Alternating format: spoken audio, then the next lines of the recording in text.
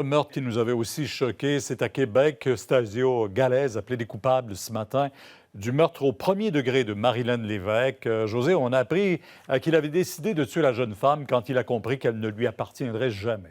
Ça fait partie des nouveaux éléments qui ont été divulgués lors de la comparution de Galaise ce matin, qui n'a pas eu de réaction particulière, je vous dirais, dans le box des accusés. Lui qui, par l'intermédiaire de son avocat, s'est excusé, s'est dit désolé là, de ce qui est arrivé auprès des membres de la famille. D'ailleurs, il y a le beau-père de Marilyn Lévesque, la victime, qui a tenu à lire une lettre dans la salle de cour, une lettre où il a expliqué, là, évidemment, toute la peine, tout le désarroi, toutes les répercussions également qu'a eu ce crime sur les proches. Dans un résumé des faits, la Couronne qui a donné donc quelques détails supplémentaires également sur les circonstances qui ont mené au drame. Il s'agit en fait de nouvelles confessions qui ont été faites par Galaise aux policiers où il avoue avoir développé des sentiments envers la victime, donc qu'il a côtoyé dans un salon de massage, mais également dans des hôtels. Et lorsqu'il a senti que la relation se détériorait, eh bien c'est là qu'il a commencé à être frustré, à être jaloux et qu'il a élaboré un plan pour la tuer.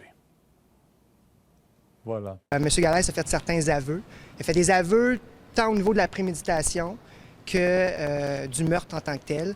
L'élément important a été le fait que M. Galaise, quelques jours avant les événements, est allé se procurer un couteau. Couteau qui, dans son plan, devait servir le 22 janvier et qui a malheureusement servi lors de la commission des infractions. L'autopsie révèle plus de 30 coups de couteau. Eustachio Galaise, de 51 ans, qui a donc été condamné à la prison à vie sans possibilité de libération conditionnelle avant 25 ans. Voilà, merci.